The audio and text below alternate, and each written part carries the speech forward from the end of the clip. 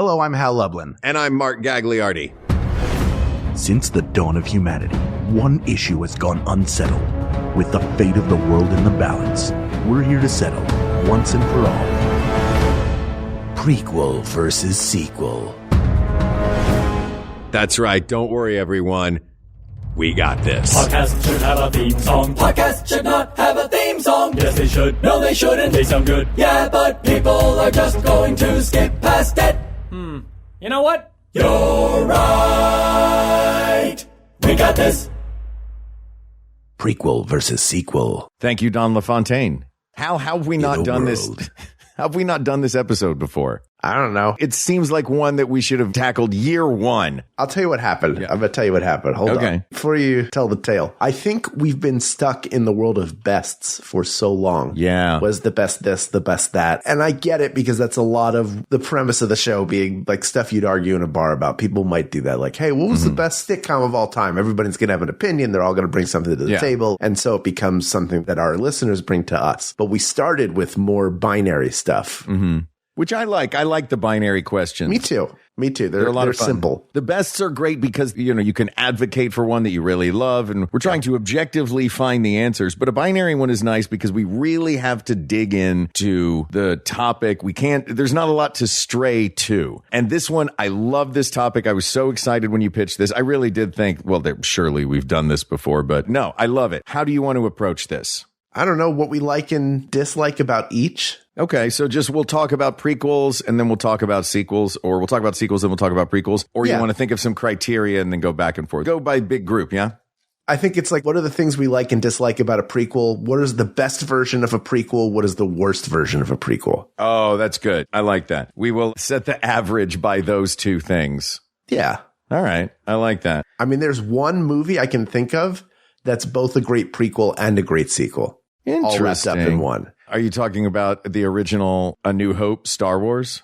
It can't be an original because that wasn't made with the idea. Like, he may have had ideas for things. That isn't. It has since become both a sequel and a prequel, but it's the original film released, so everything is a sequel to it. Okay. Is a sequel or prequel to that. That is the first film. That is not what I was talking about. No. Okay. Well, what is then? You want me to reveal it now? Yeah. The Godfather Part 2. Wait, it's both a. Oh, yes. Yeah, that's true. Because there are story prequel of elements. How Vito Corleone comes to America and becomes the Godfather. And it's also the continuing story of his son as he rises to power. And boy, it's a perfectly. We talked about it a lot in our best sequels episode. Do you think, does it hold up as the best sequel ever?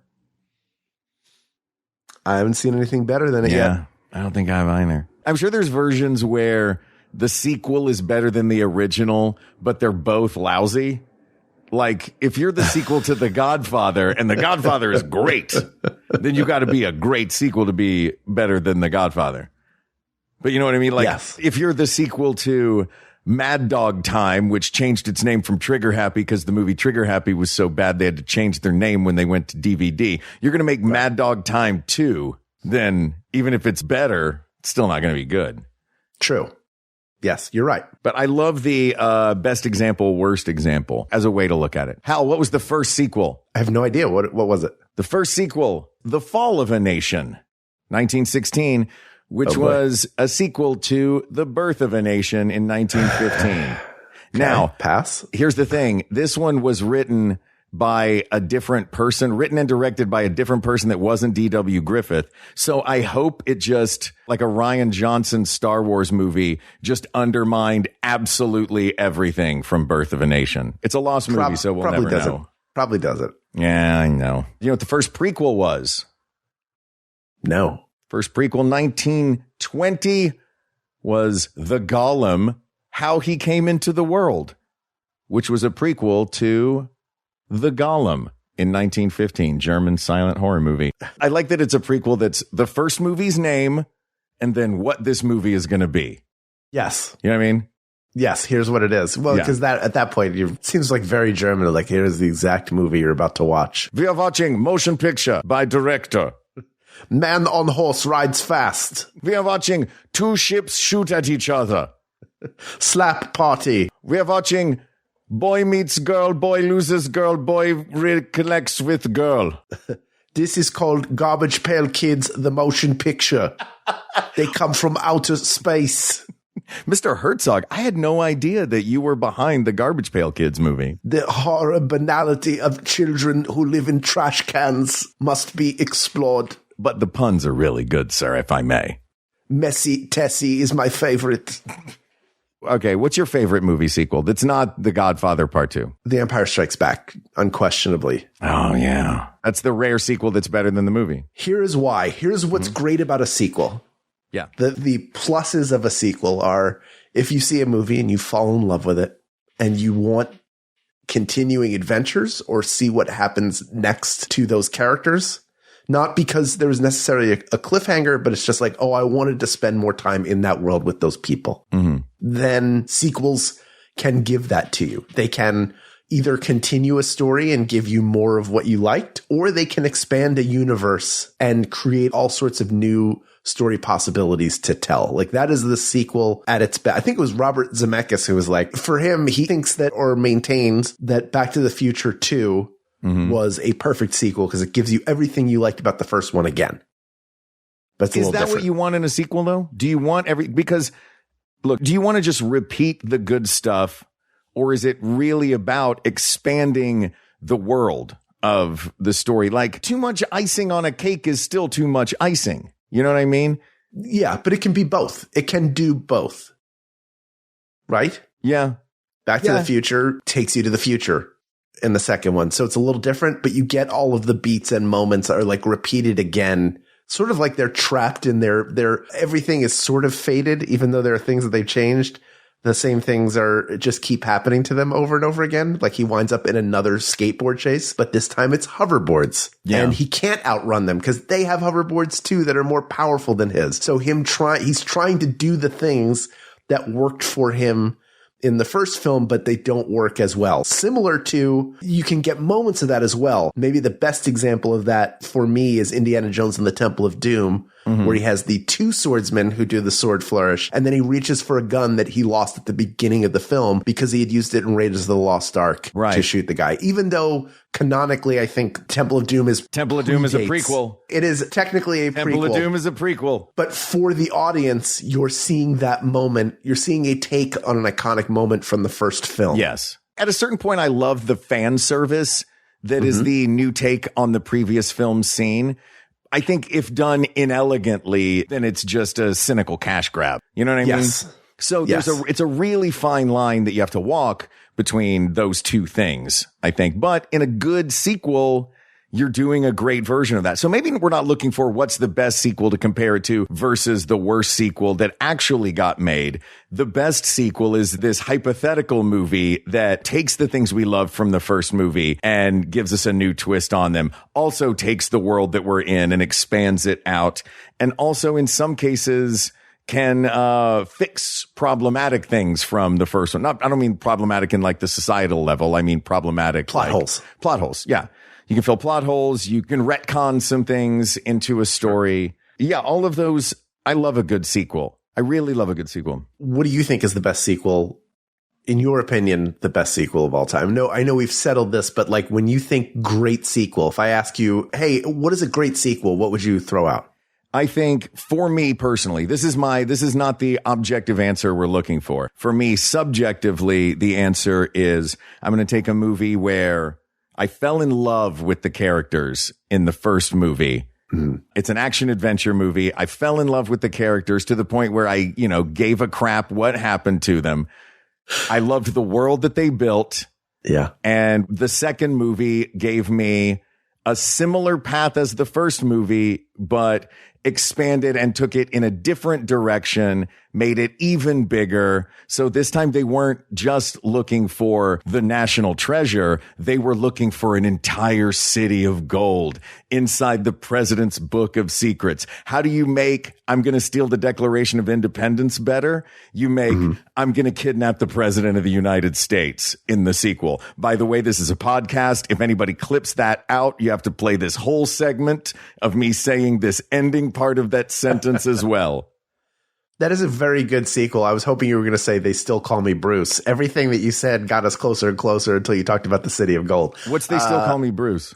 It's the sequel to They Call Me Bruce. What is They Call Me Bruce? You're going to have to, I can't teach you everything in this show. You've got to discover things for yourself. The real ones out there know about They Call Me Bruce. I'm going to look this up. Hold on. Videos in the mid 80s. Yeah, that is a really, really good sequel. It takes something that was a series of ridiculous premises in the first place. But carried out in like a, not making fun of it, but like a where that's crazy, but we're going to play it 100% straight because it is an action adventure film. And we recognize that we cast Nicolas Cage and that it's not 1983 anymore. Like, we're already full. We're past Face Off. We're past The Rock. Oh, yeah. So this is full Cage. Yeah, like full Cage. He's brilliant in it. The whole cast is great. And seeing them almost have to reset because with all the money that they got at the end of the first one, you would think, oh, this solves all their problems. Not so. Yeah. What happened now? What is the bigger thing they could be going after? Yeah, now it's about honor. What's the most valuable thing that he has? It's his family's name and legacy. So how do we take that away and make that the thing that's in peril? And I think it's also a great example of taking a thing you love and growing that thing you love and putting it in giving it a whole new light. Specifically in this case, it's a person, the character of Riley Poole. Now this is a podcast about National Treasure, but the character of Riley Poole, he's just in the first movie. He's very funny. He's very smart. He's super charming and he is the lowest status guy in the movie. And he's really great at that. So for the second movie, he's no longer just Ben Gates' assistant, which he still is. This time they've taken this character, Riley Poole, who found the National Treasure. Now they've made him a best-selling author who wrote a book about the National Treasure or maybe he's not even best-selling, an author that has written a book about the National Treasure and all of the other secrets. So now they've made him a published conspiracy theorist who drives a Ferrari. It's sure, man. Because that's the logical end. Like, pick me up a character that I loved at the end of the first story when their lives completely changed. Let's see how his life is different now and still see that he's the same guy that we love. I love a sequel. Yes. Now, when you think of a terrible sequel, what is the first thought that goes through your head after watching a really bad sequel? This didn't need to get made. That's right. 100%. And there are a lot of reasons why you watch something that doesn't need to get made. It is just a gratuitous cash grab that a studio has asked for a sequel that was never planned because the first movie made so much money. They're trying to fill the coffers some more. It could be a vanity project. Yeah. That just doesn't work out. Or the original could be such a good, complete story that you never feel the need to check in with the characters. I have a movie that comes to mind immediately as a really bad sequel. And it's the reason why I say it is because I think that the original is arguably one of the greatest films ever made. Then the sequel is just terrible, which is Chinatown. Oh, there's a sequel to Chinatown? Yes, there's a sequel to Chinatown called The Two Jakes that came out in the late 80s. Jack Nicholson directed it. And it is not good. Yeah. Not good at all. But to its credit, I'm assuming it wasn't directed by Roman Polanski, so it's got that going for it. That is true. That is true. And I don't know that I would say, I don't know if him directing was part of his deal. Like, I have to direct it if I'm going to come back. So I wouldn't even say it's a vanity project. I saw it first. I went to see that in the theaters with my parents in I think 88 it came out. And I'd not seen Chinatown. I was 11 years old. I was like, what is this? But there's a reason why you don't know there was a sequel to Chinatown. And probably a lot of people don't know unless you're just way into movies. Yeah. And that is because it is a forgettable sequel to an unforgettable film. And that is a terrible transgression. Yeah. A severe transgression. Yeah, if you've got a great if the movie is good enough, if the first movie is really good to the point where people love the elements of that movie, and then there's the cynical cash grab version that doesn't match up, then it's a huge disappointment, especially when the cash grab version has a lot of decisions for the storytelling. Because for me, it's all about the story. Our job is storyteller. Our favorite thing to do is to have stories told to us. I'm going to be speaking for you, but I know that's a thing you very much enjoy. And so when something happens we can't get the star that we had in the first movie. We can get this others. We got one of the two stars, but we couldn't get both of the stars. So, you know what? We'll just say that couple broke up and now she's with this guy. And, it worked the first time around. And hey, they do Die Hard, but in a blank. Why not do Speed, but on a cruise ship? And make Speed 2 cruise control. Like, you didn't get anything that we enjoyed about Speed. You just thought it was something big, moving fast, plus Sandra Bullock, plus himbo equals blockbuster. And it was terrible. Jason Patrick? It was Jason Patrick, yeah. Yeah. No offense to Keanu or Jason Patrick calling them himbos. Who was the villain in that? It's Eric Bogosian, I think. Is it? The playwright? Pounding nails in the floor with my forehead? Yeah. Yeah. Yeah, I'll tell you who it's not. It's not Dennis Hopper going toe-to-toe with Keanu Reeves.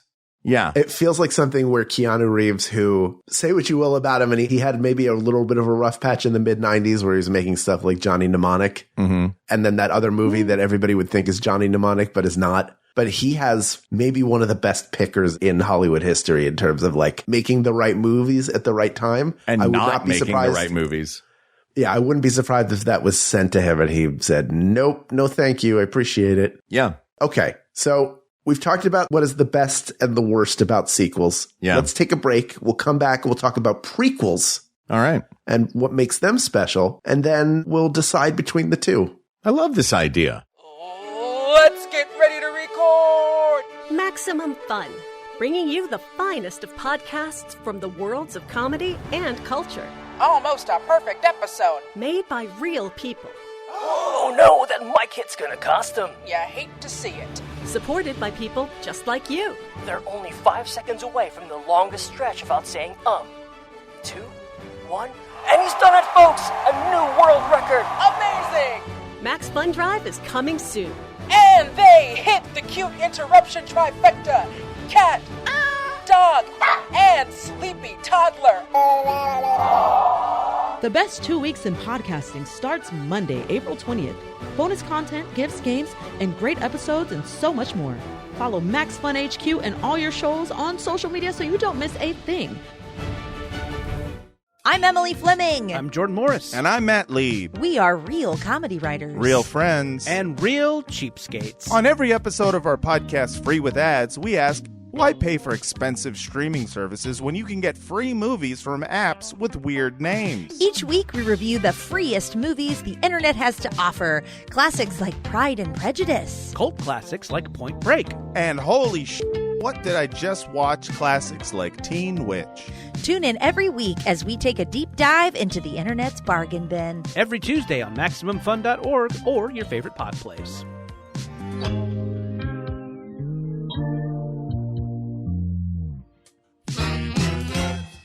Hal? Okay.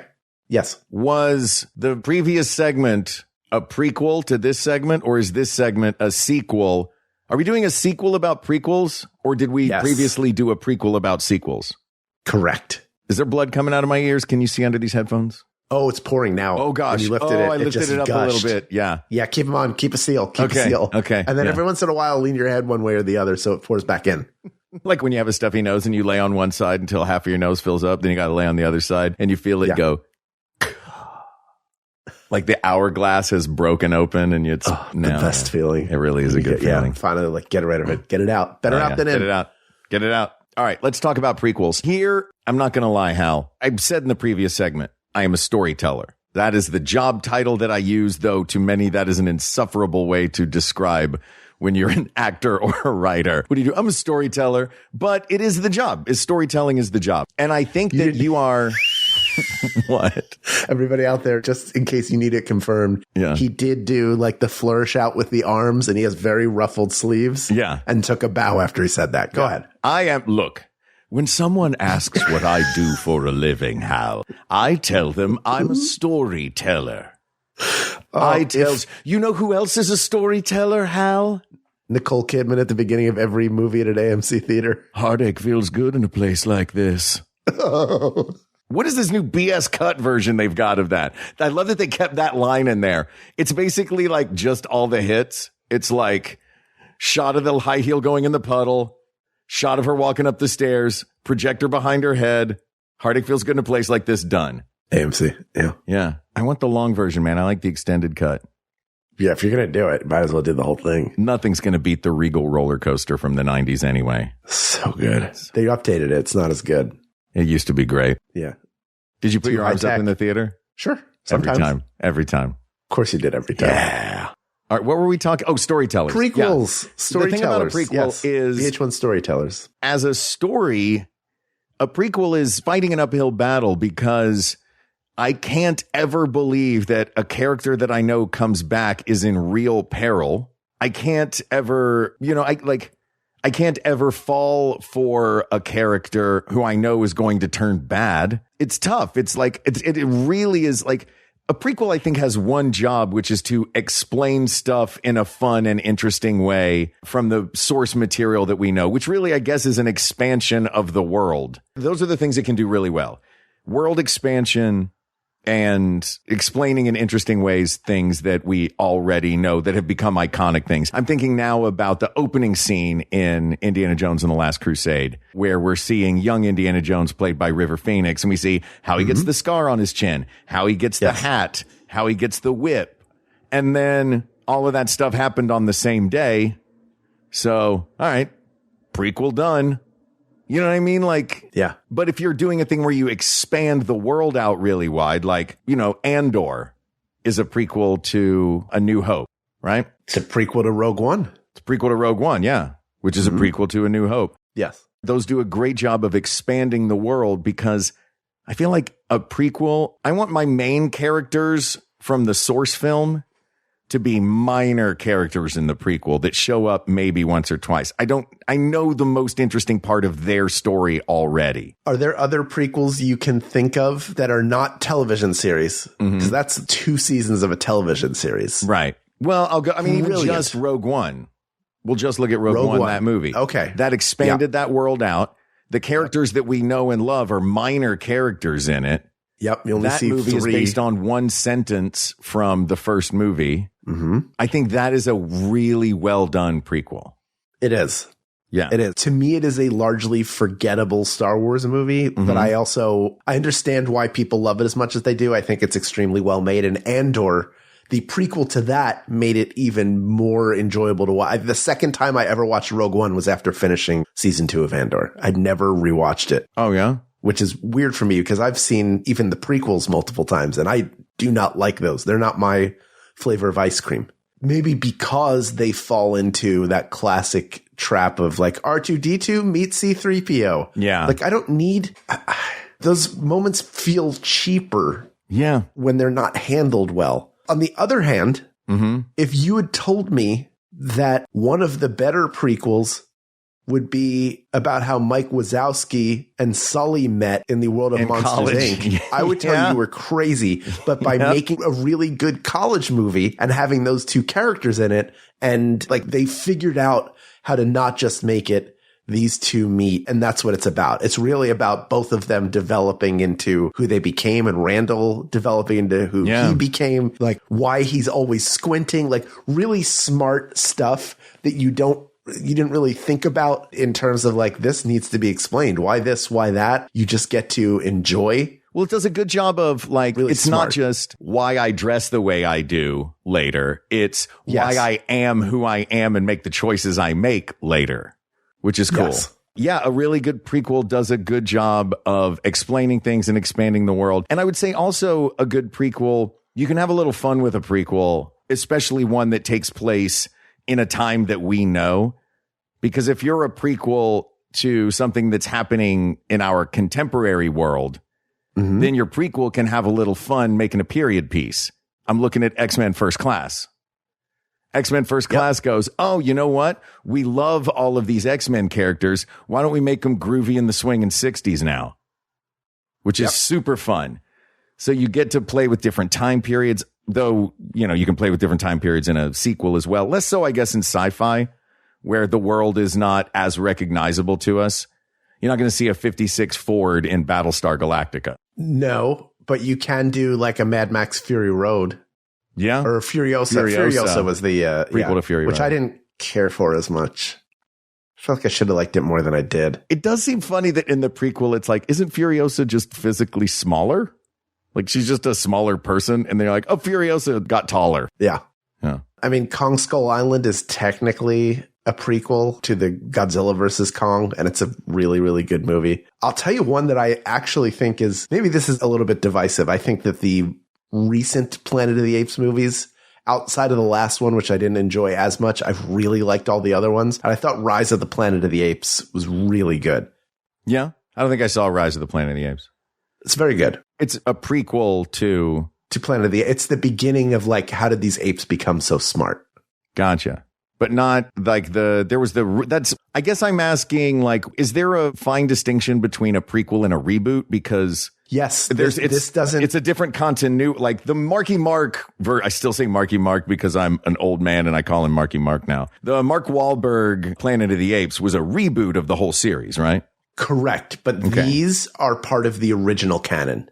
Oh, like going back to the Heston movies. Yes, they're going back to like, how did it go from humans are dominant to all of a sudden apes can talk? Gotcha. And so you get the evolution of that to like the war between ape and man to the last one, like the vestiges of humanity being hunted down and learning. Like the apes are starting to take control, but even there's a division, as there are in the apes movies, of those who are a little more sympathetic and those who just assert dominance. Like they're by and large, I think, very good. And that first one is a really, really good watch. Like you only have to understand the premise of Planet of the Apes to enjoy it. Well, that also sounds great because I like the idea of a prequel that is not just the characters that we know, but concepts that we know. Like you described that prequel. I'm like, that prequel to Planet of the Apes sounds like something that the apes who would go to school would learn in their history class.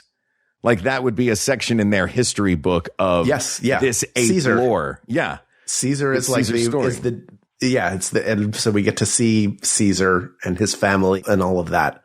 Yeah. I really like that. I love a prequel that, maybe a prequel can do a better job of expanding a world than a sequel can. A sequel can expand gags, and a prequel maybe can expand perspective. I'm very rarely excited for a prequel.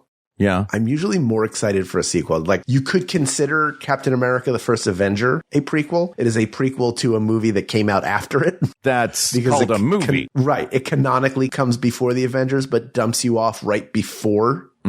Much like Rogue One, the beauty of Rogue One is it starts what feels like a little bit less, it's familiar, but not the Star Wars you've seen. And then it dumps you off right at the very beginning. You can watch it and have watch it and roll right into A New Hope. And there's a really tight seal there because it's happening at the same time. Let me ask you this then. Do you like a prequel that the pieces don't come together until the end?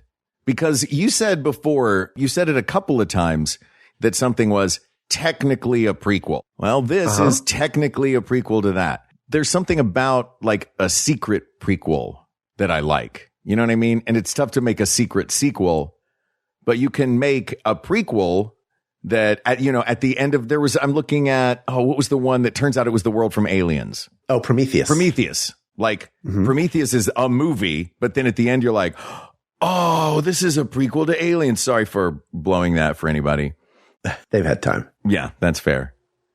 Are there, and I'm trying to think of any other like sneaky prequels. Sneakquels, yeah. I think the digital shorts that they stick onto a DVD are sneakquels. They are sneakquels. Yeah, I mean, that's cool. Yeah. This one, like Rogue One, where it's taking you. Yeah, that's true. So it's really about the journey and them filling in the things that maybe you don't know.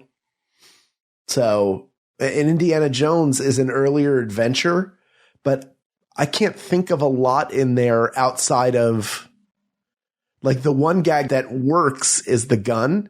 And it almost either makes no sense because he loses the gun and why is he doing something that because of the way he does it, you assume it's going to work.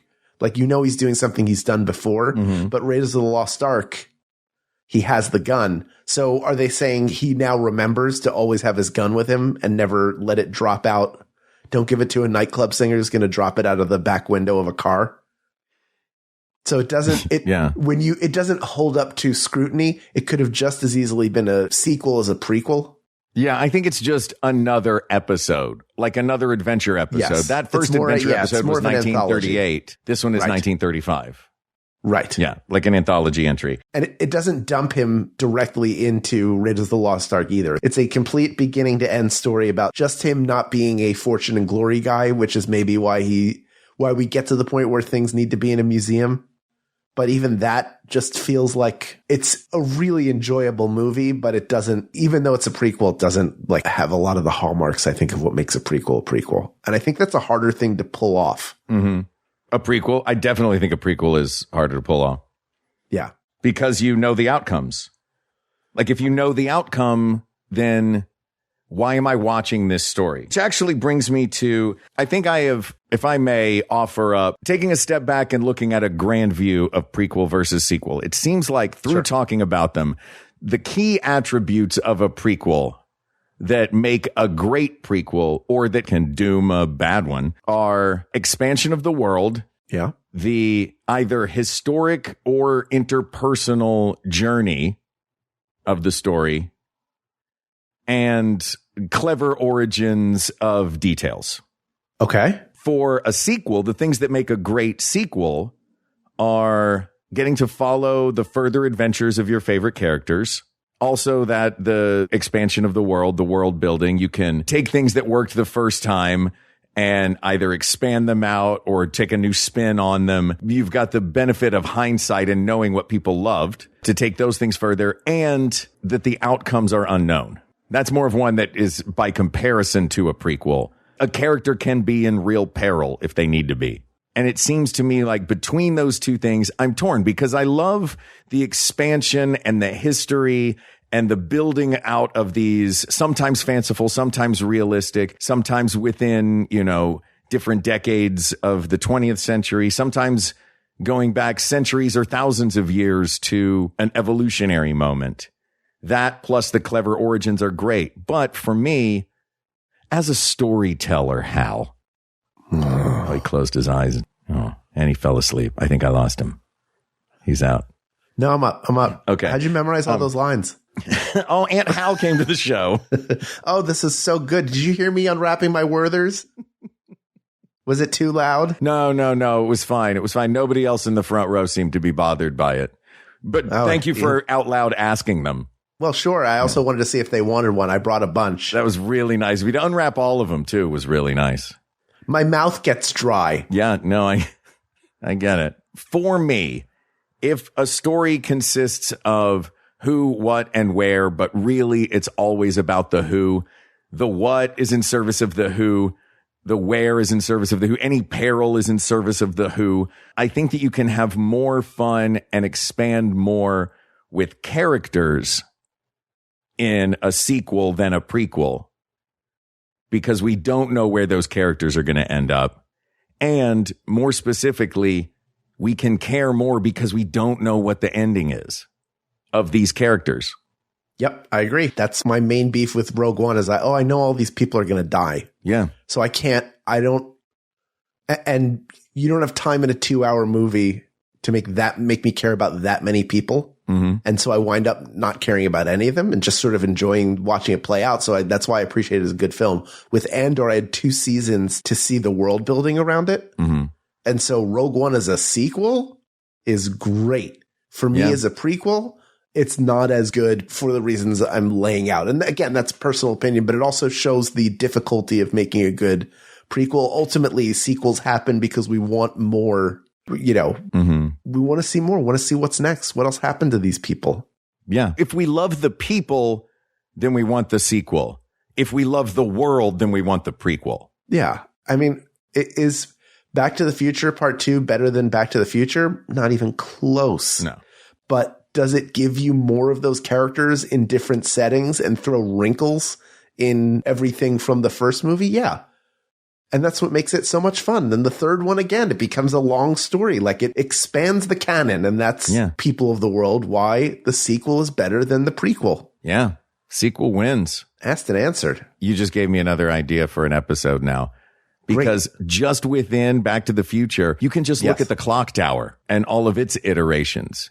You've got Lightning Best Clock Tower. Is that what we're doing? Pre-Lightning Clock Tower, clock tower with Biff's Pleasure Palace towering above it.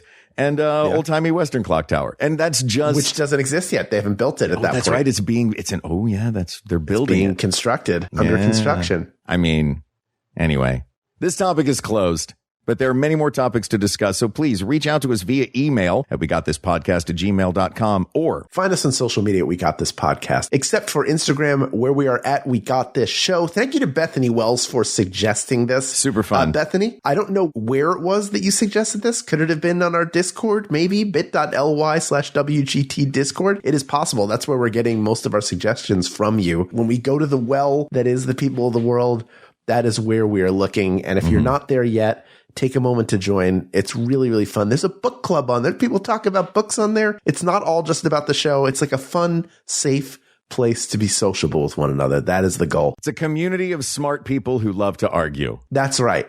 So come join us there. Also, don't forget to subscribe to our YouTube channel for all the fun content we're always putting on there. And finally, a special thank you to our Max Fun members who make this show possible. And we mean that literally. If you are not yet a member or you want to become a member again, $5 a month is all you need to get started at MaximumFun.org/join. Check the box for We Got This with Mark and Hal. You'll get access to years and years of bonus content exclusively available to members, not only from us, but from every show on the network that is, was, or shall be. So you don't want to miss any of that. Thank you to producer Ken Plume, researcher Kate McManus, graphic designer Uri Kelman, and QA engineer Jen Alba. And thanks, of course, to our musicians, Jonathan Dinerstein and Mike Furman, for our score and theme song, respectively. And thanks to you, the people of the world, for giving us a chance to finally answer this question that we should have answered years ago. Hal, thank you for giving us the chance to answer this. Thank you for giving us the chance to talk about all the stuff that we talk about. For so many, we have been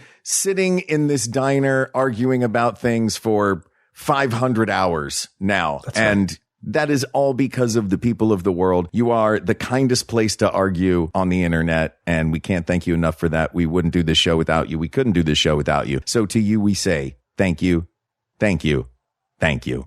For Hal Lublin, I'm Mark Gagliardi. For Mark Gagliardi, I'm Hal Lublin. And don't worry, everybody. We got this. We got this. Maximum Fun, a worker-owned network of artist-owned shows supported directly by you.